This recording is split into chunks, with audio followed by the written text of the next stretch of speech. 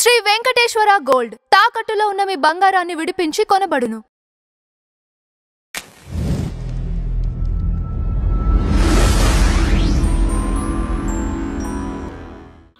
అండి tree media నుండి మాట్లాడుతున్నాము.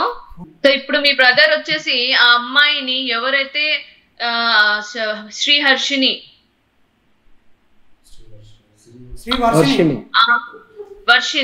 శ్రీవర్షిని అనే అమ్మాయిని ఇప్పుడు పెళ్లి చేసుకుంటా అనేసి మాటలు ఆడుతున్నాడు. అసలు ఏంటండి, ఆయన ధర్మం కాపాడుతాం అనుకుంటున్నాడా లేకపోతే పెళ్లిళ్ళు చేసుకొని అమ్మాయిలను తీసుకొని వెళ్ళిపోదాం అనుకుంటున్నాడా?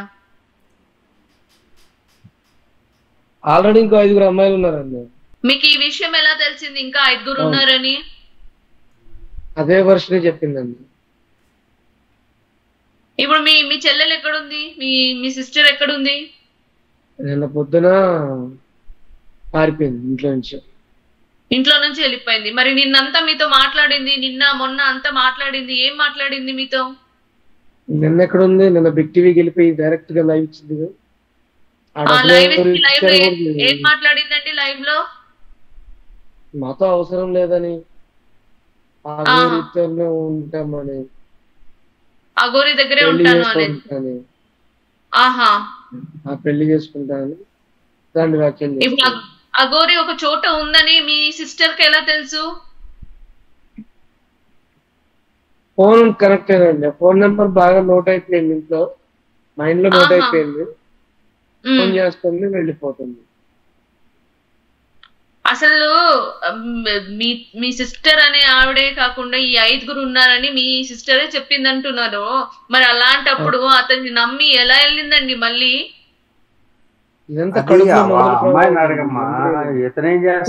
ఇప్పుడు ఒక పని చేయండి, మీ సిస్టర్ కి ఫోన్ కలుపుతారా ఒకసారి? ఛాన్స్ ఉందా మాట్లాడే? అమ్మాయికి నెంబర్ లేదండి. గురుగారు అంటే తినకేమైనా అప్డేట్ ఇచ్చిందేమో అనేసి అడుగుతున్నారు తను.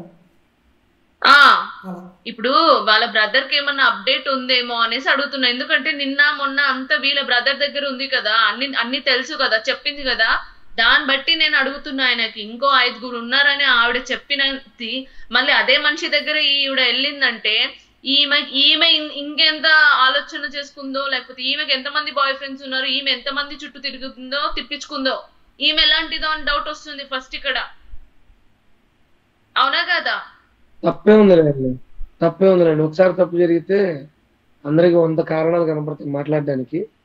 నాకు తెలిసినది ఒకటే, పసర మందులు పెట్టింది. ఆ పసర మందుల ప్రభావంతోనే అమ్మాయి అలా మాట్లాడుతుంది.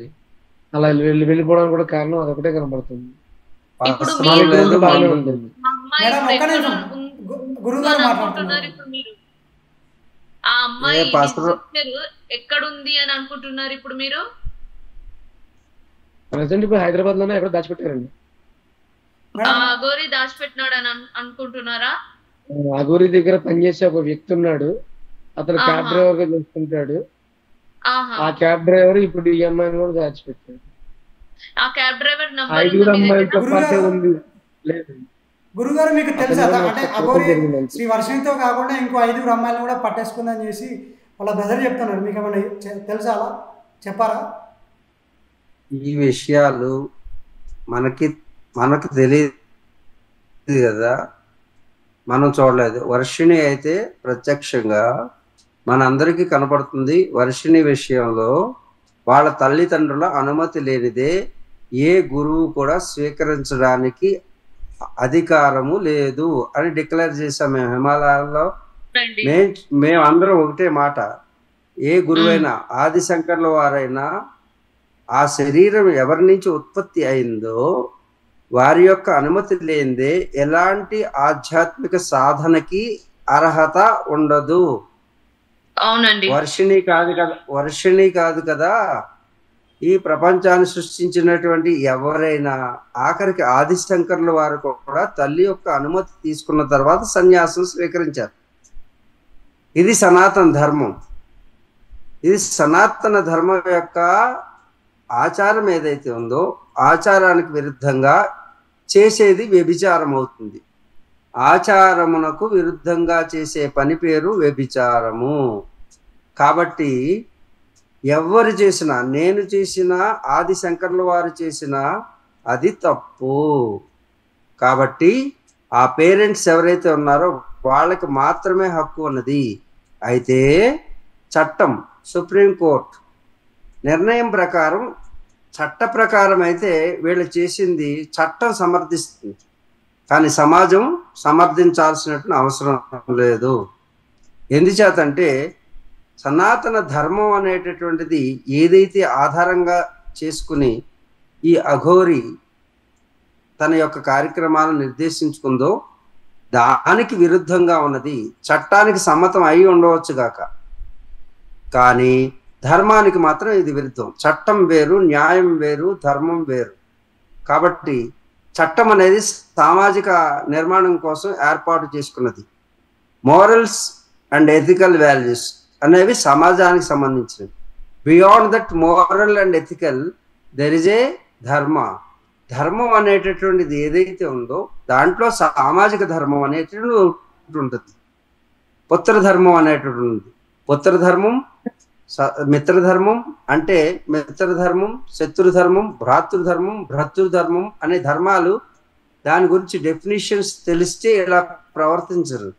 ధర్మం అంటే ఏమిటో తెలియనటువంటి వాళ్ళే ఇలా ప్రవర్తిస్తుంటారు. ధర్మానికి కొన్ని విలువలు ఉంటాయి. ఇప్పుడు నువ్వు యాంకర్గా ఉన్నప్పుడు నీ యొక్క ఏదైతే సమస్య ఉందో ఆ సమస్యకి అనుగుణంగా నువ్వు పనిచేస్తే అది ధర్మం అవుతుంది. అదే టీవీలో కూర్చుని అదే సమస్యకి సంబంధించినటువంటి విషయాలను వ్యతిరేకిస్తూ నువ్వు అక్కడ కూర్చుని వారికి విరోధంగా పనిచేస్తే అది ధర్మం కాదు. నువ్వు బయటకు పోయిన తర్వాత నువ్వు ఇంకొక చోటుకు వెళ్ళినప్పుడు అక్కడ ధర్మాన్ని ఆచరించు. అంతేగాని ఇప్పుడు పుత్ర ధర్మాన్ని ఆచరించాలి అంటే తల్లిదండ్రుల యొక్క అనుమతి లేనిదే ఎవరు సన్యసించడానికి వీలు లేదు. గురుగారు, ఇప్పుడు తను మీ అనుమతి ధర్మానికి విరుద్ధంగా వెళ్తుంది కదా, ధర్మానికి విరుద్ధంగా వెళ్తుంది కదా, తను వెళ్తున్నప్పుడు మీ దగ్గర నుంచి ఏమైనా నేను వాళ్ళ బ్రదర్ అడుగుతున్నాడు పెళ్లి చేసుకున్నాను అని అంటుంది అని. పెళ్లి చేసుకోవచ్చు కానీ పెళ్లి అఘోరి నాచ్ కాదు ధర్మాలన్నీ అయిపోయినాయి. ఇప్పుడు డైరెక్ట్ గా పెళ్లి కాన్సెప్ట్ చేశారు కదా. పెళ్లి చేసుకోవాలి చెప్పిందా అండి? నేను ఇప్పుడు పెళ్లి చేసుకోవడానికి వెళ్తున్నాను అఘోరి దగ్గరికి అని చెప్పిందా మీ చెల్లెలు? ఆల్రెడీ నేను లైవ్ లో చెప్తున్నది అంటున్నా. వినోద్ చేసుకుంటాను చేస్తూనే ఉన్నావా? అట్లా కాదండి, మీ దగ్గరికి వచ్చి ఒక 2-3 రోజులు ఉండి కూడా మళ్ళీ అఘోరి అనేసి వెళ్ళింది. కొంచెమైనా ఆమె అక్కడ ఒక స్త్రీ ఉండి ఆమెకి ఇంకా తెలుసు 5, 6, 10 మంది ఉన్నారు అఘోరి వెంట, అఘోరికి దాసోహమై ఆ దృష్టిలో పెట్టుకొని కూడా ఆవిడ వెళ్ళిందంటే చాలా అసలు ఏమని చెప్పుకోవచ్చండి. ఇక్కడ ట్రాన్స్ లో ఉంది, ఏ అమ్మాయి అందుకు ఒప్పుకోదు కదా. ఏంటండి ఆ అమ్మాయి వెళ్ళడం అది ఎలాంటి ట్రాన్స్ లో ఉందో తెలియదు కానీ ఒక టైప్ ఆఫ్ ట్రాన్స్ లో అయితే ఉంది. మేమైతే దాన్ని మందులు ఇట్లాంటివి అనుకుంటున్నాం తప్ప ఏదో పూజలు చేసి వదిలేనన్నా, అవన్నీ వదిలే. గురుగారు, మన బంగారం మంచిదైతే ఎదుటి వాళ్ళని అనాల్సింది ఏముంది అని అంటారు పెద్దలు. ముందు ఈ అమ్మాయి ఎదురుగా వస్తే నేను మాట్లాడతాను. ఆ అమ్మాయి ఎందుకు వెళుతుంది, ఏం ఆశించి వెళుతుంది? గురుగారు, చిన్న క్వశ్చన్. నాకు ఒక చిన్న ప్రశ్న, ఒక్క నిమిషం.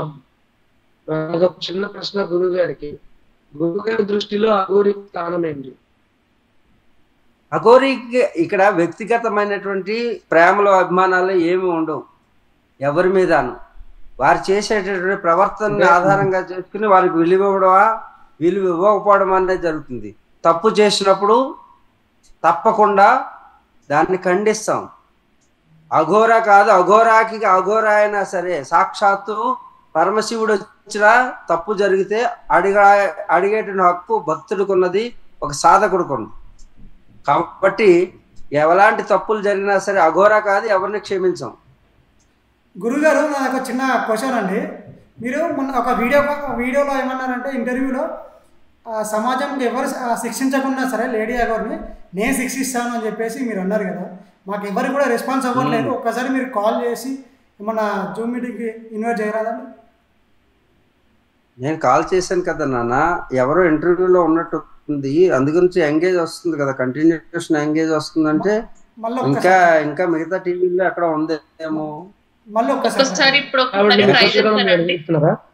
మీరు ఒక దైవం అనేసి మీరు ఒక గురువు అనేసి ఆమె నమ్మింది కదా అఘోరి, ఒకసారి మీ తరఫున ఒక్కసారి మళ్ళీ ఒక్కసారి కాల్ చేయండి. నేను ఎక్కడా గురువుని కాదు, ఎందుకు నేను ఎన్నోసార్లు చెప్తున్నాను, గురువుని ఆమెకి నేనేమి గురువుని కాదు.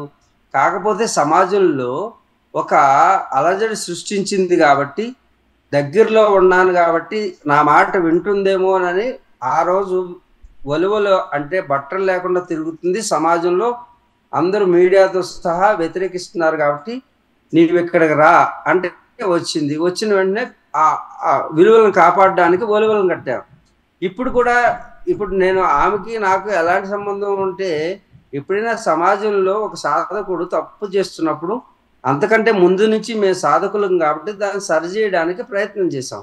ఇప్పుడు కూడా మీరు అడిగిన వెంటనే నేను అసలు సంబంధం లేకుండా ఉన్నాను. నేను ఉన్నప్పుడు ఎన్నోసార్లు ఫోన్ చేసి బాబా నన్ను ఆశీర్వదించట్లేదు, మీరు మాట్లాడట్లేదని బాధపడితే మొన్న ఈ టీవీలో ఇంటర్వ్యూలోనే నేను మరలా కలిశాను. కలిసి జరుగుతుంది ఆ విలువను కాపాడడం కోసం. ఇప్పుడు మీరు అన్నారు కదా బాబా అని చెప్పి మీకు కాల్ చేసింది అంటున్నారు కదా, బాబా అని మీకు కాల్ చేసింది అంటున్నారు కదా, ఇదే బాబాజీ వైజాగ్ రమ్మని చెప్పి మొన్న అడిగారు. అక్కడ ప్రోగ్రామ్ జరుగుతుంటే మీరే అన్ని రెడీ చేశారు అక్కడ రావడానికి, మీరే ఇన్విటేషన్ ఇచ్చారు.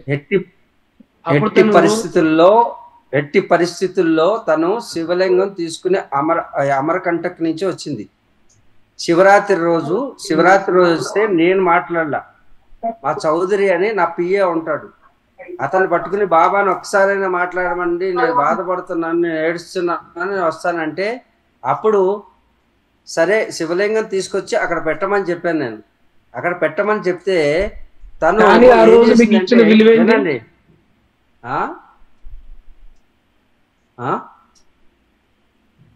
ఏంటి కుమార్ గారు చెప్పండి, అడగండి.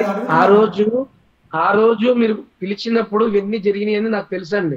మీరు మాట్లాడింది, మీరు పెట్టిన మెసేజ్లు అన్ని నేను చదివా, అవన్నీ నేనే చదివా.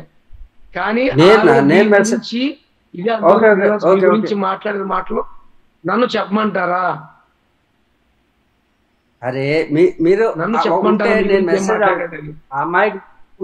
అమ్మాయికి మెసేజ్ పెట్టారు కదా, ఆ మెసేజ్ మీరు కురుమంత్రంగా చదువుకోమని చెప్పారు, గుర్తుందా మీకు? చూసారు కదా ఎంత ఎంత ఎంత క్లియర్ గా పెట్టాను నేను. నువ్వు తప్పు చేస్తున్నావు దాంట్లో నేను రాశాను. పెట్టారు, కుంభమేళాలో జరిగింది అది.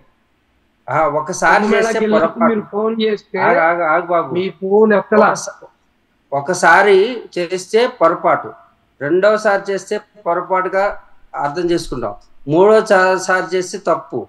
పొరపాటుని క్షమిస్తాం కానీ తప్పుని క్షమించం. నువ్వు స్వతంత్రంగా ప్రవర్తిస్తున్నావు కాబట్టి ఇక నుంచి నేను మాట్లాడినాను దాంట్లో ఉంది. మీరు చూసారా? ఉందా లేదా? మొత్తం చదివాను.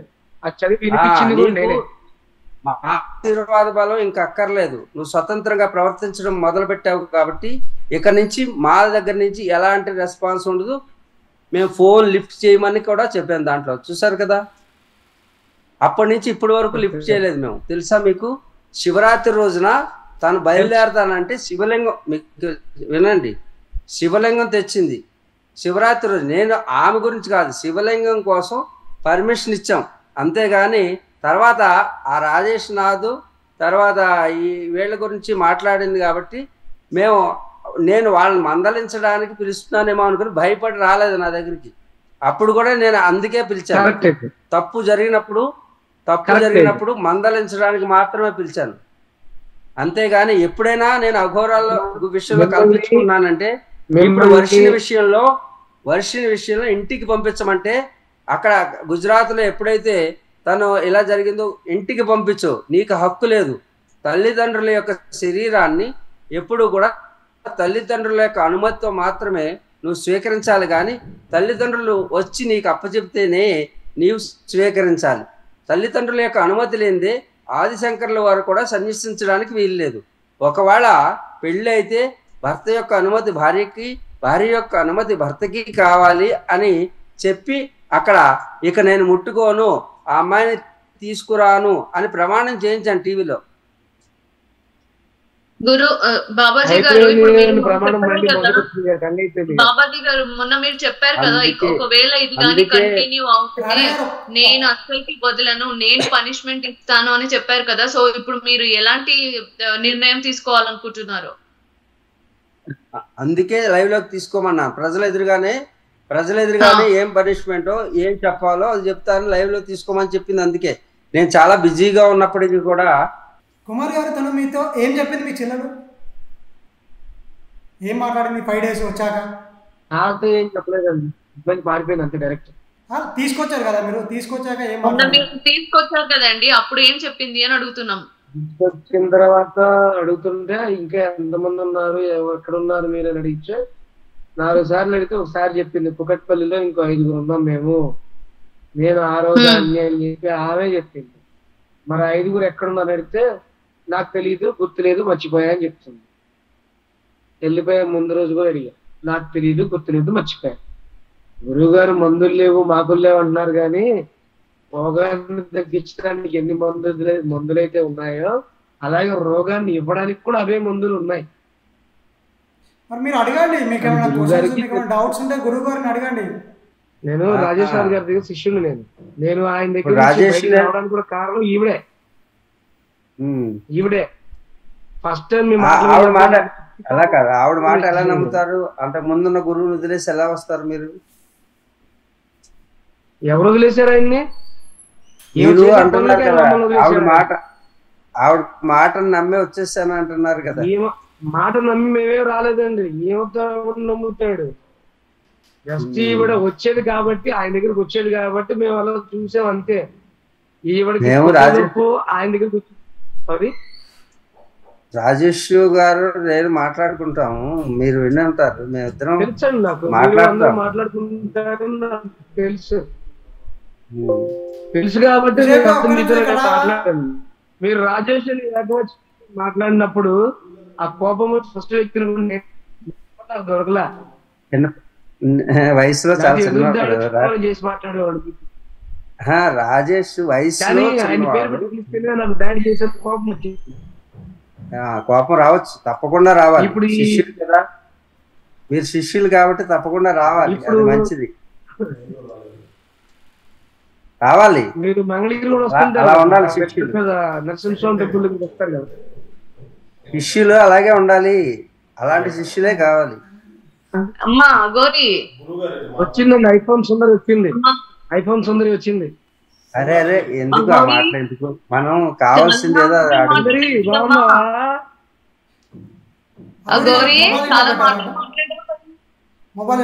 ఇప్పుడు ఏమైంది? ఏం నవ్వుతున్నావా? అగోరి చాలా మాటలు మాట్లాడావు కదా, ఇప్పుడు ఏమైంది?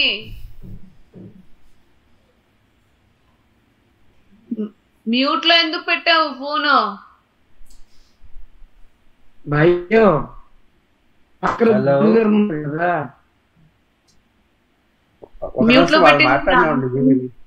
మీరు అసలు విషయాన్ని పక్కకు జాగ్రత్తగా మాట్లాడండి. బాబాజీ ఆ నవ్వు చూసారా మీరు ఎలా ఉందో? ఏది నాకేం కనపడ్డంలా ఇక్కడ, మనల్ని పిచ్చోళ్ళం చేస్తుందా? నాకేం కనపడ్డం లేదమ్మా.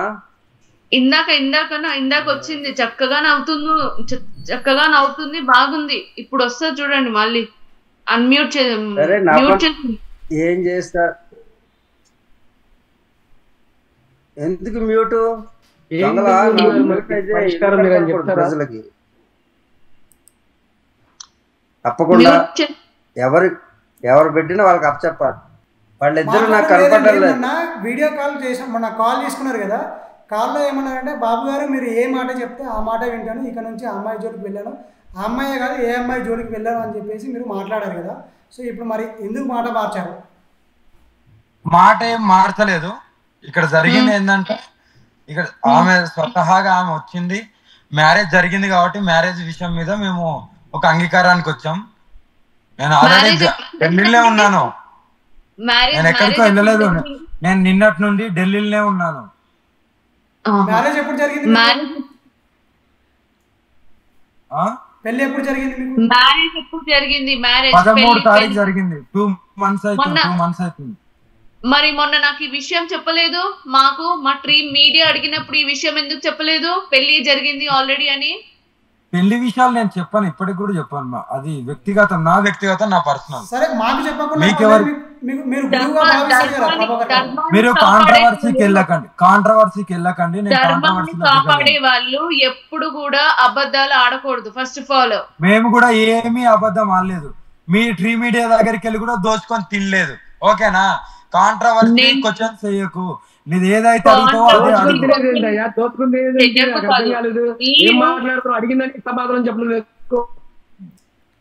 బాబాజీ గారి దగ్గర నేను బాబాజీతో మాట్లాడతాను. నేను మీడియాతోని కాదు, ఇలాంటి వాళ్ళతోని కాదు, నేను నాన్నతో మాట్లాడతాను. సరే బాబాజీ గారు మీరు మాట్లాడండి.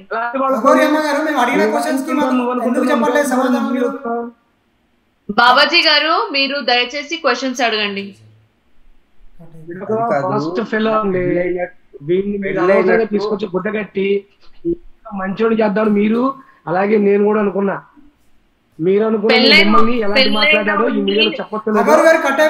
ఒక వేశ్యను ఎలా తోలాడుతారో, ఒక వేశ్యతో ఎలా మాట్లాడతారో అలాగే మిమ్మల్ని మాట్లాడతాడు. ఒక వేశ్యను తిడతారు చూసారా, ఒక వేశ్య అనే దాన్ని తెలుగులో ఏమంటారో అనువదించండి. అలాంటి మాటలు మిమ్మల్ని మాట్లాడతాడు వీడు.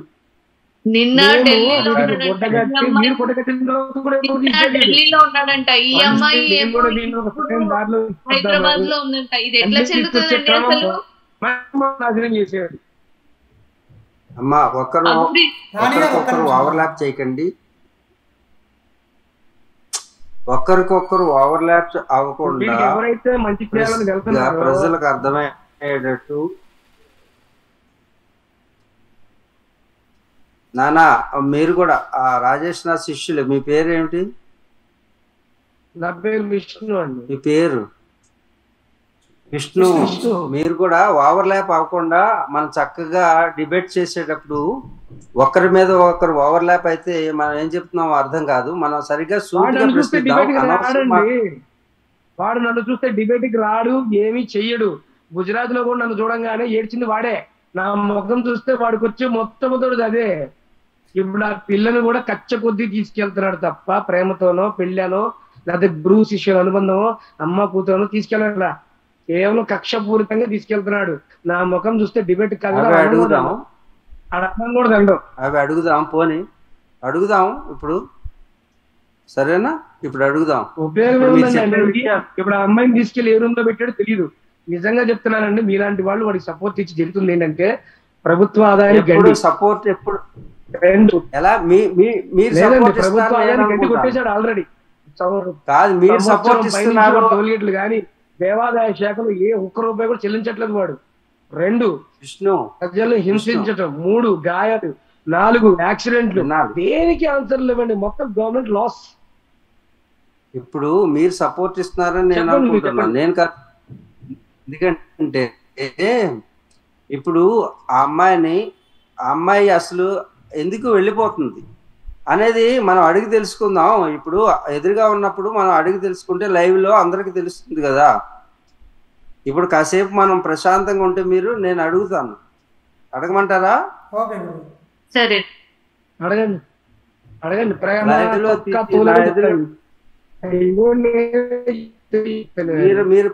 మీరు ఆపండి, నేను అడగనివ్వండి ఒకసారి.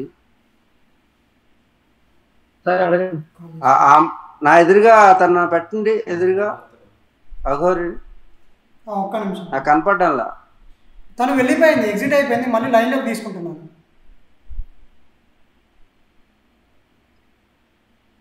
మరి తను లేకుండా ఎలా నేను అడుగుతాను? అంటే తను ఇప్పుడు ఎందుకు వెళ్ళిపోయినట్టు అంటే క్వశ్చన్స్ అడుగుతుంటే చెప్పలేక వెళ్ళిపోయిందా ఏంటి అనేది మళ్ళీ ఒకసారి లైన్ లో తీసుకొని మాట్లాడుతుంది. పాప ఇప్పుడు గురుజీ వచ్చి పాప మొత్తం జడబడుతున్నాడు.